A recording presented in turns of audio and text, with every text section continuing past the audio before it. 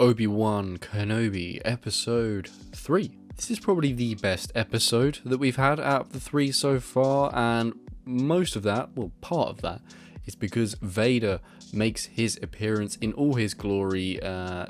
Badass, everything about it was very, very good. The voices on point, the stance, the threat of Vader, all on point, so that was a real delight to see in this episode. And I'm glad he was brought in from the start of the episode here when he was teased at the end of the last episode. That's nice, and now we're seeing his story and Obi-Wan's story sort of unfold and come together. And Obi-Wan's journey with Leia, little Leia, is very wholesome.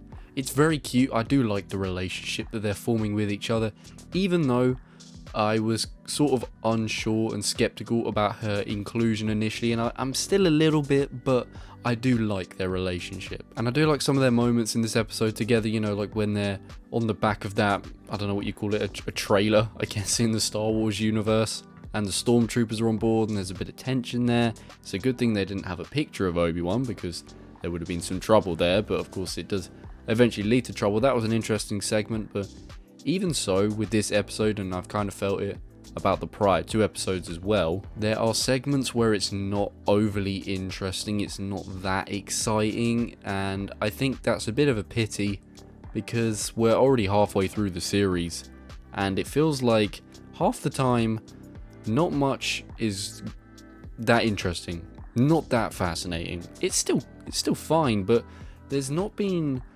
loads that's really gripping. Maybe like half of it has been really gripping, and then the other half's just sort of been a bit average, which I think is a shame, because like I said, we are halfway through and it feels like they could maybe be doing a little bit more with their time. I do, however, like the Inquisitor's storyline. I like the fact that they are trying to outdo each other and gain Vader's favor. Although it's a shame the Grand Inquisitor is not around. I mean, obviously we know he's going to live, he's not dead at least, but whether he'll make a reappearance in this show, I don't know.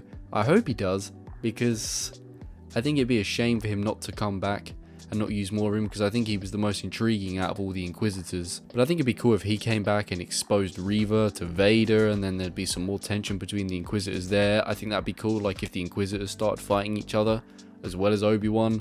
I think that'd be a really cool thing to happen. Vader and Obi-Wan finally meet again was dope as well. I mean, Obi-Wan realizing what Anakin has become, and then Vader just toying with him. You know, he's picking him up with the Force. No Jedi should be getting picked up like that. He's fighting him with one hand, easy. He's toying with him this whole fight. He could have killed him at any point.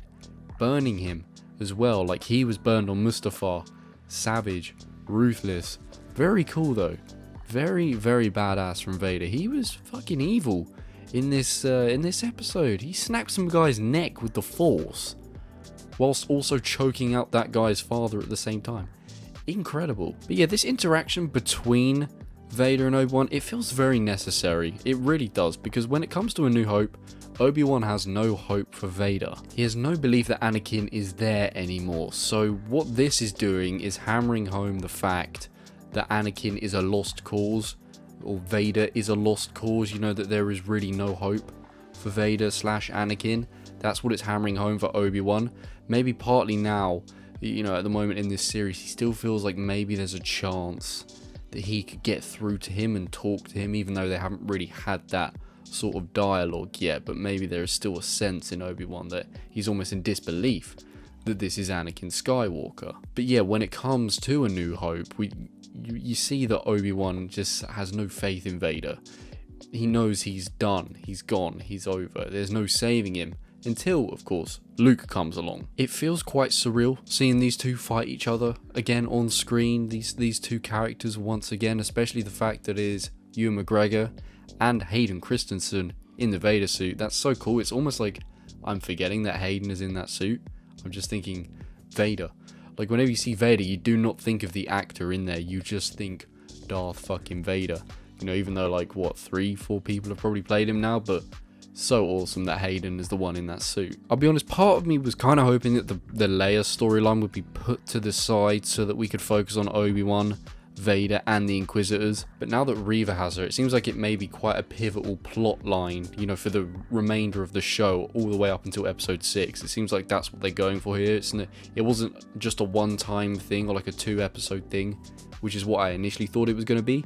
It seems like she's one of the main parts of the plot, along with the Inquisitors, Vader and Obi-Wan. It's like I said before though, it's not like I'm disliking her inclusion, it's just the fact I wasn't sure if it was really the thing to be doing with this show about Obi-Wan Kenobi, because it's still not feeling super personal to him. Not as personal as I was hoping it would be, but you know, with the inclusion of Leia and the fact that it's her story weaving with Obi-Wan's and Vader's and the Inquisitors, when it comes to a conclusion, it may all feel quite, you know, worthwhile. It may make more sense as to why they laid the story out this way, and it may just piece together very nicely. We'll just have to wait and see. But this was a fun and entertaining episode, but I still think this show can hit some bigger heights. I still think it can really do more and give us some emotional impact as well, because right now it's not quite hitting me, and I really want it to, because I was such a big fan of Revenge of the Sith.